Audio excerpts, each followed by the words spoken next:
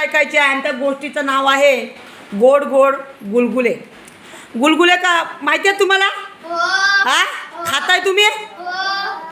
तर गुलगुले हे गव्हाच्या पिठापासून बनवलेले असतात, समजलं? तर आता या गोष्टीमध्ये एक जमाल नावाचा मुलगा आहे आणि त्याची आई आहे. आई, जमालची आई पीठ भिजवत आहे.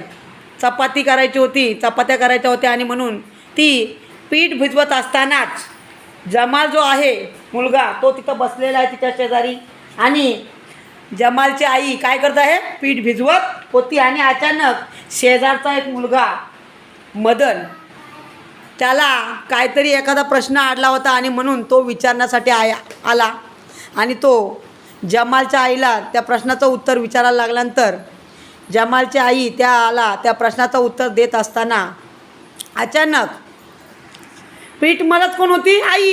पण आता आईला काय काम आलं? काय काम आलं? शेजारचा मुलगा कोण? मदन. तो प्रश्न विचारायला आला होता आणि म्हणून त्या प्रश्नाचं उत्तर आई देत होती आणि आई उत्तर द्यायला लागली म्हणून जमालने काय केलं? पीठ मळायला सुरुवात केली.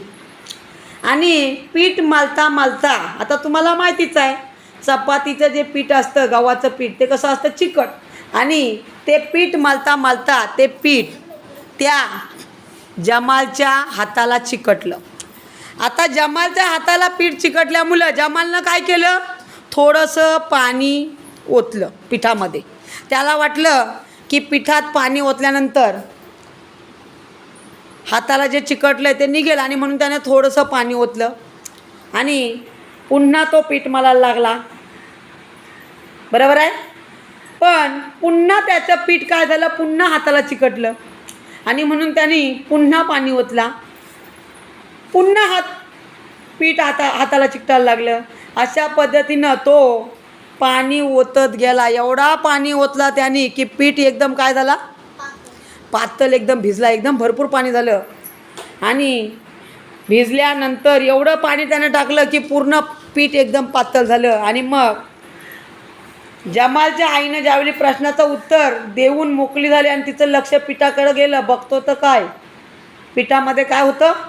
पाणीच पाणी ओतल्यामुळं पीठ एकदम पातळ झालं होतं. आणि मग आता आईला प्रश्न पडला की आता काय करायचं? आई पहिली जमालला ओरडली, अरे काय केलंस हे? हा, मी आता चपात्या कसं बनवणार? आणि मग आईला एक आयडिया सुचली. तिनं काय केलं? त्या पिठात तिनं विचार केला जरासं, आता या पातळ पिठाचं काय करायचं? आणि मग तिनं त्या पिठात थोडासा गूळ आणि बडीशेप घातली आणि त्या पिठाचे गुलगुले केले आणि ते तळले. आणि ते गुलगुले कोणाला खायला दिले असतील रे? जमालला आणि मदनला खायला दिले. समजलं? आणि ते गुलगुले एवढे छान झाले होते की सगळे गुलगुले जमालने आणि मदनने खाऊन संपून टाकले. समजलं गोष्ट? मग आता मला सांगा, पहिला प्रश्न तुला. निहाल उभा राहा. जमालची आई पीठ मळत होती.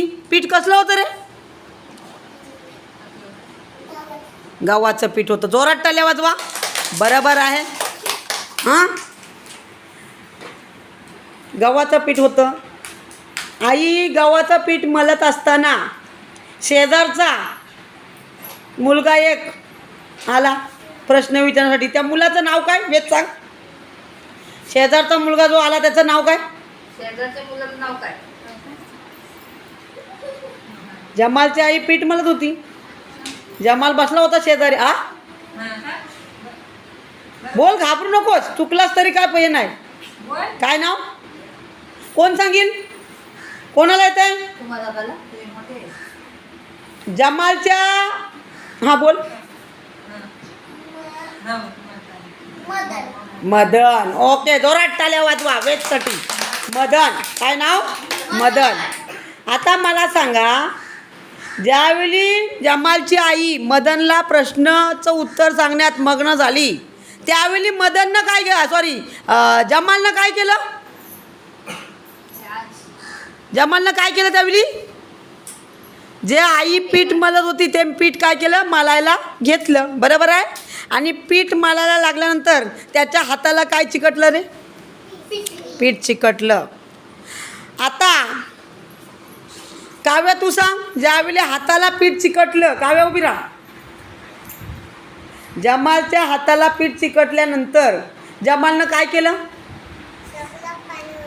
हां, त्याच्यात काय ओतलं? सर्व पाणी ओतलं. ओके, चालेल, बऱ्यापैकी. तर त्यानं काय केलं? पहिल्यांदा थोडं पाणी ओतलं.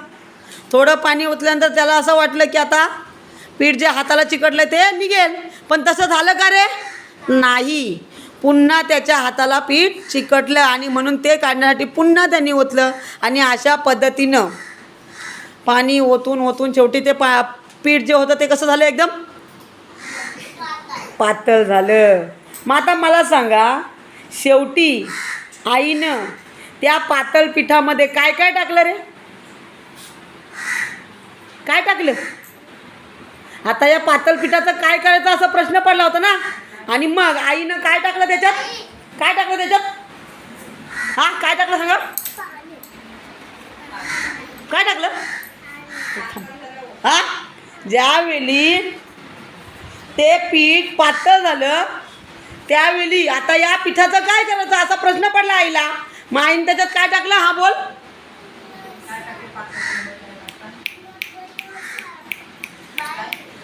हा बोल ना मग. हा, बडीशोप. बरोबर. अजून नुसतं बडीशोपच नाही टाकल्या. हा, अरे जोरात बोल ना. आवाज काय? आवाज नाही तुझा. काय टाकला? गूळ टाकला. ओके, जोरात टाळ्या वाजवा.